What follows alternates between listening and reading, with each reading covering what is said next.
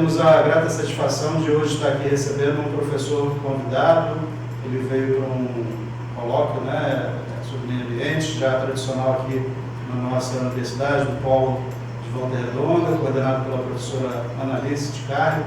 Salvo engano, já é a quinta edição, e, portanto, todo ano a gente tem, só parou durante a pandemia, fez algum evento online, mas voltamos presencialmente e nessa edição então, estamos recebendo o professor Dr. José Irivaldo, né, lá da Paraíba. Ele é da Universidade Federal de Campina Grande. Estávamos conversando aqui informalmente, estava explicando que houve uma divisão, né, a Universidade Federal de Campina Grande surgiu de uma divisão da Universidade Federal da Paraíba. Ele vai explicar melhor, né? Chegou hoje, veio direto do aeroporto, veio direto aqui para Volta Redonda. Já conhecia aqui Volta Redonda? Não conhecia.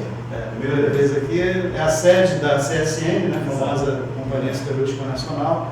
Temos esses problemas ambientais aqui na cidade, especialmente com relação ao ar, né, uma contaminação atmosférica bastante intensa. Já foi até motivo de programa humorístico. Você lembra aquele CQC? Sim. Aí veio o Magneto, era o personagem, vestido a caráter, com imã, e ele ia nas ruas e ficava coletando, assim, fisicamente, né, as partículas, né? Mas, fora isso, uma cidade muito agradável, só temos que corrigir isso. E depois dessas últimas notícias, porque aí saiu no Fantástico, se não me engano, né? Isso? Saiu no Fantástico, né? Agora, recentemente. Então, a CSN até essa semana estava passando por umas reformas lá para melhorar essa filtragem, né? Bom, mas, então, como eu dizia, é um prazer estar recebendo aqui, né, para esse evento. Daqui a pouco a gente vai encontrar com a professora Analice e o evento começa amanhã, nessa dia de véspera, e a gente aproveitou e já está fazendo aqui a entrevista para depois a gente colocar junto com as filmagens que serão feitas amanhã. Mas eu queria que você falasse um pouquinho, então, né, do seu dia a dia enquanto professor lá na Universidade Federal de Campina Grande, e se puder contar um pouquinho, né, também sobre essa formação da universidade. Você estava contando aqui para mim informalmente, achei muito interessante, não tinha conhecimento, e toda essa capilaridade que existe lá, né? Eu achava que a UF com 9 polos era uma das mais centralizadas, mas para minha surpresa você está trazendo informação aqui que eu não conhecia. Então, por favor. Fico feliz de estar, aqui na Universidade Federal Fluminense. Obrigado, professor. Obrigado, professora Analice, também, aos alunos que estão também nesse projeto, engajados nesse projeto. Sem o aluno, a gente também não faz muita coisa na universidade. A gente precisa estar junto com o aluno e o aluno junto conosco, para a gente conjuntamente fazer os eventos, pesquisa e extensão. Mas, bom, eu venho da universidade que era a Universidade Federal da Paraíba, não é? Mas agora a universidade foi dividida desde 2002 por as duas únicas universidades divididas, a Federal de Campina Grande e a Federal de São João del Rei, criada no final do governo Fernando Henrique Cardoso. Não é? Então nós fomos criados a partir da Universidade Federal da Paraíba. Então a Federal de Campina Grande tem 7 campi, né? 7 polos, né, onde funcionam os diversos cursos. Originalmente a Universidade Federal da Paraíba tem 70 anos, não é? Estava contando a professora Analice que os cursos de engenharia deram origem à Universidade Federal da Paraíba, não é? Os cursos de engenharia são muito fortes, não é? E a partir de 2002 nós tivemos a criação da Universidade Federal de Campina Grande, que herdou muitos cursos de engenharia, cursos da área jurídica, jornalismo, educomunicação, música, gestão pública e tantos outros. Eu estou no curso de gestão pública e trabalho cotidianamente com temas relacionados com os municípios, principalmente, e essencialmente aqueles temas que dizem respeito à atividade do gestor público no dia a dia. Então, preparo os alunos, né, que desejam seguir a carreira pública, principalmente para os municípios do estado ou fora do nosso estado. Então, isso é fundamental porque nós entendíamos no início do curso de gestão pública que para que uma gestão pública fosse forte, seria importante fortalecer os municípios.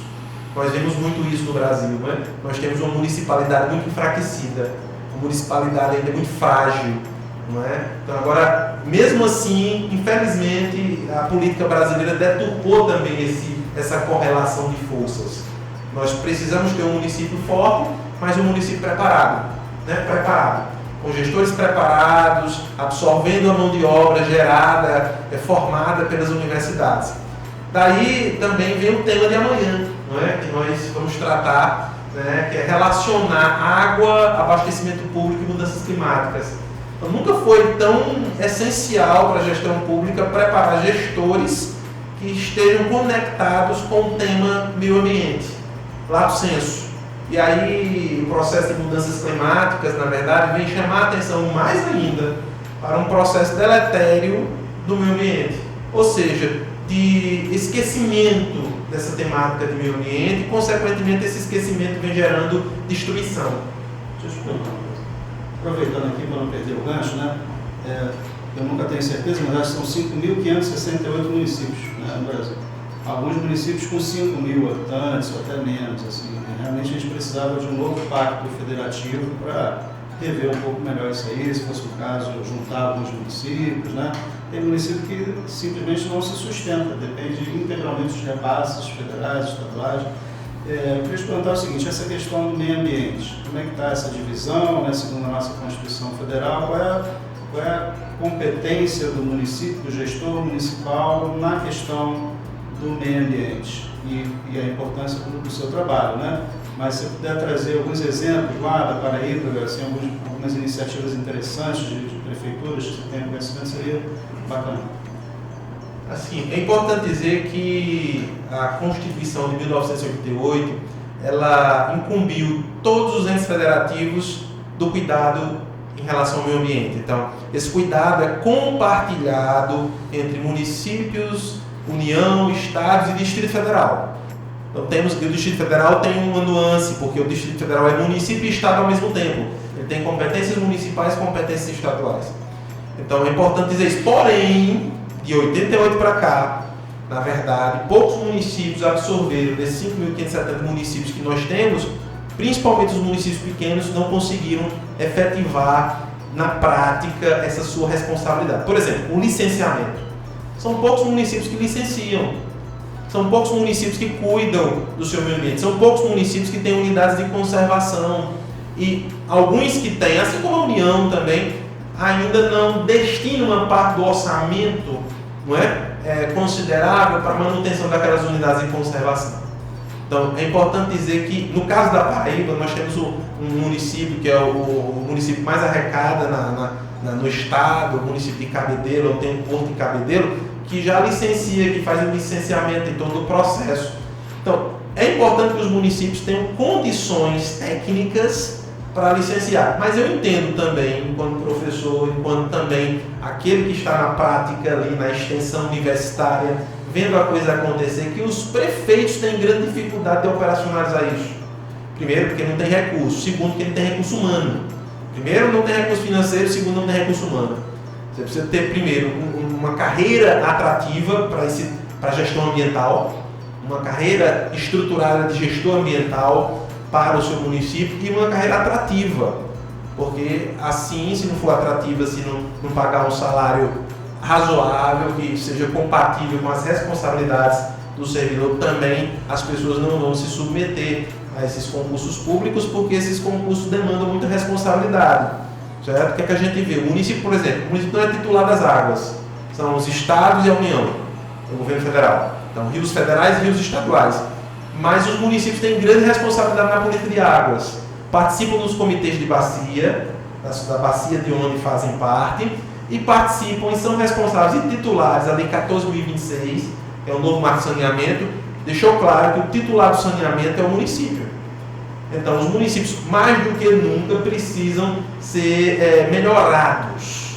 Agora, eu vejo com grande, infelizmente, estudando o município, me aprofundando na questão municipalista no Brasil, eu vejo que ainda estamos caminhando muito lentamente nesse processo.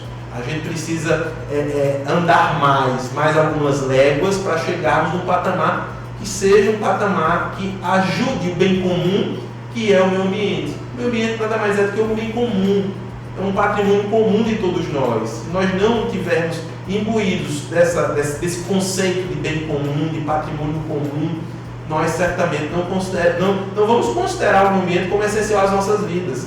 Nós estamos vendo aí desastres, nós estamos vendo aí catástrofes que estão acontecendo que não são tão naturais assim. Nós naturalizamos, mas há toda uma incompetência administrativa, uma irresponsabilidade organizada que se perpetrou durante anos, décadas, que foi se cristalizando na nossa sociedade de tal modo que, infelizmente, o resultado é esse. As mudanças vêm, o clima não perdoa e o clima perpassa todas as nossas vidas e todo o planeta. Atinge a todos, claro que vai atingir mais fortemente aquelas populações mais vulneráveis. Agora mesmo, vindo do aeroporto, eu vi a notícia que o Ministério do Meio Ambiente e Mudanças Climáticas está se preparando para uma grande estiagem que vai acontecer no Brasil. Estão se antecipando a previsões e é preciso hoje, tá, professor? É preciso que nós tenhamos uma gestão cada vez mais conectada com a ciência. Planejamento. Então, não se admite, não é admissível com essa capilaridade de universidades que nós temos. Trouxemos um exemplo aqui da Paraíba. Universidades que têm uma capilaridade em todo o estado da Paraíba, a Universidade Federal Fluminense, a Universidade Federal do Rio de Janeiro, não é? Tantas outras universidades, e o gestor não procurar a universidade, o gestor não fazer parceria com a universidade, sinceramente, eu não consigo compreender. A gente precisa estar junto com o gestor precisa estar junto com a universidade. E mais, caminhar junto com o conhecimento. Não se pode ter uma gestão pública amadora. E gestão pública municipal amadora é aquela que não quer saber do futuro. A ciência, na verdade, ela não é aquela que crava o que vai acontecer. Ela dá indicações. A ciência não é quiromancia. A ciência não trabalha com adivinhação. A ciência trabalha com testes, com empiria, e a gente, quando fala que vai chover amanhã, é baseado em trocentos cálculos. E pode ser que não chova. A gente olha no nosso celular, como é que vai ser o clima em Volta Redonda hoje? A gente sabe que o clima é esse. Pode ser que vire o clima. Então são cálculos matemáticos. Muitas vezes a população não sabe que a ciência ela é falível. Só tem uma coisa infalível, o dogma da igreja. Isso aí é infalível, o dogma eu não discuto. Mas até a meteorologia, né, tá acertando cada vez mais, né? Eu lembro quando eu era pequeno, eu errava muito mais. Agora é difícil a gente ver quando erra, né? Inclusive você falou essa questão de valorizar, né, as carreiras que atuam diretamente. Eu vi uma reportagem, salvo engano, o IBAMA parou hoje, por 24 horas, né, quase que pedindo reajuste, uma greve uma paralisação de 24 horas, né? Então a situação é meio dramática. A gente tem que não só lutar, né, pela nossa, porque a universidade está em greve também, né? A gente também precisa ser valorizado. Não é só a nossa carreira. E aí acho que falta um pouco essa visão, né? Às vezes eu particularmente acho que a greve não era o momento ideal agora, né? O começo de um governo, então assim, acho que haveriam outras formas da gente fazer essa luta. Mas enfim, aí é outro assunto. E essas mudanças climáticas me assustei agora porque lá na Paraíba tem a Ponta Seixas, né? Meu sobrenome, Seixas, eu sou Seixas. E daqui a pouco o mar vai tomar aquilo ali, não sei, a vez que eu estive lá já tinha uma erosão ali, bem próximo, né? Não sei como é que está agora. E, salvo engano, é a parte mais oriental das Américas. Não é do sul do Brasil, né? Das Américas. Pois é, aí eu queria que você contasse, teve lá? Sim. Me conta aí como é que está. E por último, você falou essa questão, né?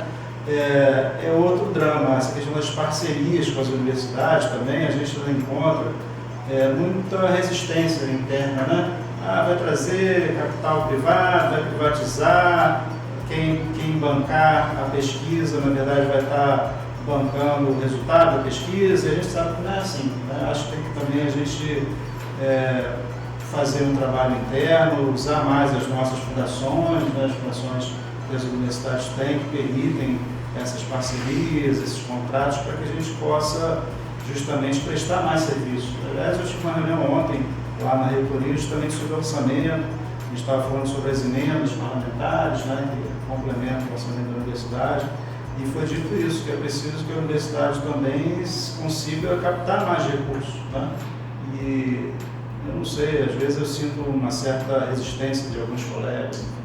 Bom, como havia dito, não é uma entrevista de meia hora, mas eu queria que você então agora desse as suas considerações finais, falando um pouquinho aí da sua expectativa, né, para esse encontro aqui no Rio de Janeiro, mais especificamente em Volta Redonda, na nossa Universidade Federal Fluminense.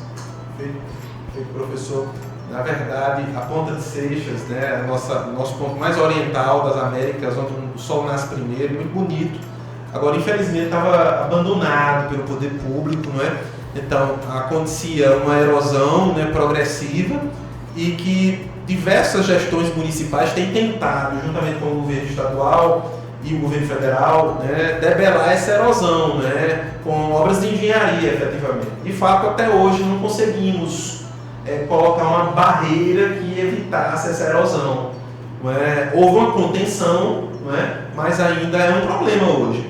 O prefeito atual lá da cidade de João Pessoa, da nossa capital, quer fazer o mesmo artifício que foi feito em Balneário Camboriú, que é a engorda da praia, não é? Justamente próximo a esse ponto, né? A universidade se opõe, não é? Diversos professores da universidade já emitiram pareceres, notas técnicas mostrando que aquela engorda da praia vai recrudescer esse processo de erosão, vai impactar diretamente. Porque, veja, meio ambiente precisa ser encarado de forma sistêmica. A gente causa, na verdade, a gente interfere aqui e os efeitos podem acontecer de forma imediata ou imediata, progressivamente, de forma cumulativa. Lá em Camboriú mesmo já exige manutenção, né? Exato. Então foi feito todo um investimento de milhões para aterrar não sei quantos metros, mas vai precisar de mais não sei quantos milhões para ficar mantendo aquilo ali, né? Então, você vê a questão mesmo da ocupação do nosso litoral, que é um tema que está sendo debatido com a PEC, da chamada PEC da privatização da nossa praia. Na verdade, ela desregulamenta uma coisa que está sendo regulamentada hoje, que já não é tão boa, e que a gente precisa pensar numa regulamentação mais dura.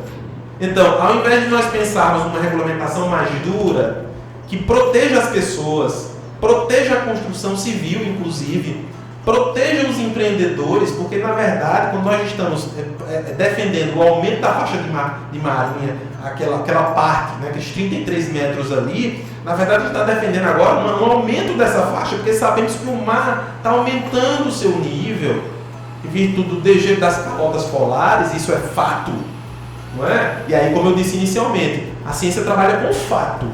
O fato está acontecendo, foi avisado lá atrás.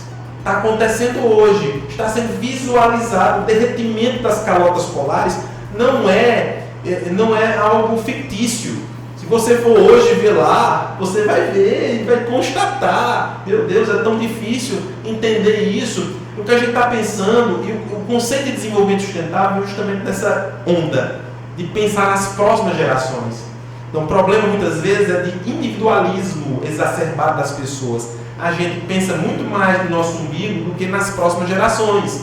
Então, por isso que até vou falar amanhã na palestra, esse conceito de desenvolvimento sustentável já está superado. Na verdade, a gente tem que passar a pensar, não é mais no desenvolvimento sustentável, é pensar no desenvolvimento regenerativo. A gente não está mais na fase de pensar no desenvolvimento sustentável, sim no desenvolvimento regenerativo. O que é isso? Pensar em, na verdade, reconstruir o que foi destruído.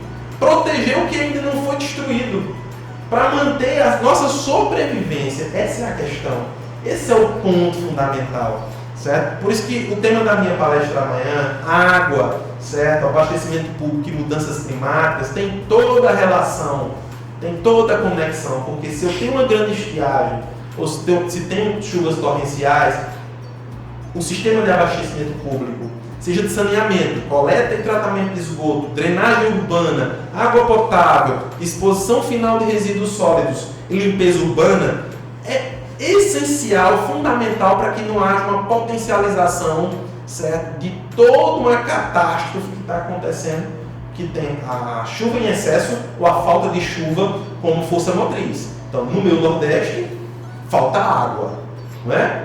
E quando chove, nós precisamos reservar. E lá no passado houve um programa de açudagem no Nordeste todo, capitaneado pelo DENOX. Isso foi fundamental. Nós estamos vendo hoje como foi importante o programa de açudagem no Nordeste. Naquela época foi criticado, foi muito criticado. Até hoje nós falamos isso, porque não houve uma divisão de terras, né? Os latifúndios permaneceram e se criaram, na verdade, os donos da água. Então o açude ficava nas propriedades. Mas hoje, essa disseminação de pequenos reservatórios, de açudes, de pequenos barreiros, que a gente chama de barreiros lá, são fundamentais para que o povo não morra de sede. E isso avançou com o programa 1 milhão de cisternas. Então, o programa 1 milhão de cisternas foi fundamental para que as populações rurais, cerca de 11 milhões de pessoas, não morressem de sede. E o semiárido continua aumentando de tamanho. Hoje já temos municípios no norte do Espírito Santo, o novo mapa do semiárido, que ele aumentou de tamanho. O mapa que foi discutido na SUDEM em 2017, ainda está no processo de discussão, mas prevê o aumento do semiárido, aumentando no norte de Minas Gerais e tendo cidades do norte do Espírito Santo com características de semiárido. E já temos zonas do semiárido com características áridas e um processo de desertificação avançadíssimo. Então, tudo está conectado com a água que nós recebemos na nossa casa, está conectado com o serviço de abastecimento e de saneamento, que são cinco pás de hélices, na verdade, que formam o que nós chamamos de saneamento básico. Veja que a expressão saneamento básico, saneamento ambiental, não é? É fundamental para o meio ambiente e para a manutenção dessas pessoas, do nosso modo de vida nas cidades. As pessoas, eu fico chocado, porque algumas crianças acham que a água é fabricada. A água veio da indústria, foi engarrafada, veio numa garrafinha de água mineral. Não se debate a água como proveniente, originada de um ciclo hidrológico que está sendo afetado pelo processo de mudanças climáticas. Então, se eu não mantenho a floresta amazônica de pé, o sudeste e o centro-oeste e o nordeste sofrem sem chuva, cada vez menos chuvas. Certo? E as pessoas pensam e perguntam, na verdade, qual o impacto de você desmatar a floresta amazônica? Nós estamos vendo hoje com a desregulação no ciclo hidrológico. Se eu tenho uma região como Volta Redonda extremamente poluída, nós temos o fenômeno das chuvas ácidas. Então, tem diversas pesquisas empíricas de laboratório mostrando o quão contaminada é a chuva de regiões que são extremamente poluídas por indústrias, por siderúrgicas ou outro tipo de empreendimento. Então, às vezes o ambientalista é chamado de ativista, né? Mas é um ativismo do bem, gente. Um ativismo do bem, um ativismo que visa justamente proteger as pessoas. E cada vez mais a resiliência entra na pauta. Nós precisamos criar cidades resilientes, capazes de se recuperarem numa situação de emergência climática, numa situação de aumento de chuvas ou diminuição de chuvas. As regiões são diferentes, têm peculiaridades, porém nós estamos permeados por um problema comum, um problema climático, que vem, na verdade, chamar a atenção de um problema, de uma crise que já existe, que é a crise ambiental. Não é uma questão de dizer, olha, quem veio primeiro, foi a crise climática ou a crise ambiental? Na verdade, a crise ambiental, lato sensu, ela é o guarda-chuva. A crise climática é consequência de todo esse processo deletério do meio ambiente que nós estamos vendo hoje. Falta de chuva, presença de muita chuva, não é? E nós estamos vendo as nossas cidades, no seu caos, potencializando a capacidade de destruição das chuvas. E veja como é dramática a situação, né? Você citou essa questão agora da chuva ácida, né? Aqui passa o Rio Paraíba do Sul, que abastece nada mais nada menos que toda a região metropolitana do Rio de Janeiro. Quer dizer, né, essa água cai e vai para o Rio Paraíba do Sul, que nós consumimos lá em Copacabana, em Ipanema, no Leblon. Né? O pessoal tem que se ligar nisso. Né? Exato. Mas, professor, agora para fechar minhas últimas palavrinhas, né, pessoal, qual é a sua expectativa para amanhã, para a gente encerrar aqui a nossa entrevista? O debate é maravilhoso e por mim eu ficaria 1 hora e meia aqui, porque é um tema que me chama muita atenção, eu fico feliz de debater esse tema. Minha expectativa é das melhores, porque a gente vai estar falando aqui para estudantes, para uma nova geração, que eu quero acreditar que essa nova geração seja a geração que vai assumir as rédeas da política ambiental no Brasil, né, e que possa, de certo modo, espalhar essa ideia, né, que seja uma ideia que seja discutida nas comunidades e que as comunidades possam internalizá-las, internalizar essas ideias, que não são ideias minhas, nem do professor, nem da Universidade Federal Fluminense, são ideias, na verdade, hoje planetárias. Não é? Existem movimentos no mundo inteiro em busca da sobrevivência. Não é? Ninguém aqui ganha nada dizendo, olha, vamos parar o modelo de desenvolvimento que nós temos hoje. Não, não é isso. Nós buscamos um novo paradigma, um novo modelo. Né? Espero que amanhã, aqui na Universidade Federal Fluminense, nós possamos, de algum modo, contribuir com esse debate. Sou grato e fico feliz pelo convite. Para mim, é um grande prazer estar aqui pela primeira vez em Volta Redonda. Conheço o Rio de Janeiro, né? Mas é a primeira vez que eu venho em Volta Redonda e fico feliz com a cidade muito famosa, né? Pela siderúrgica, né? E conhecer de perto esse processo todo e os assuntos que permeiam essa comunidade, para mim, é um prazer imenso. Obrigado, professor, pelo convite.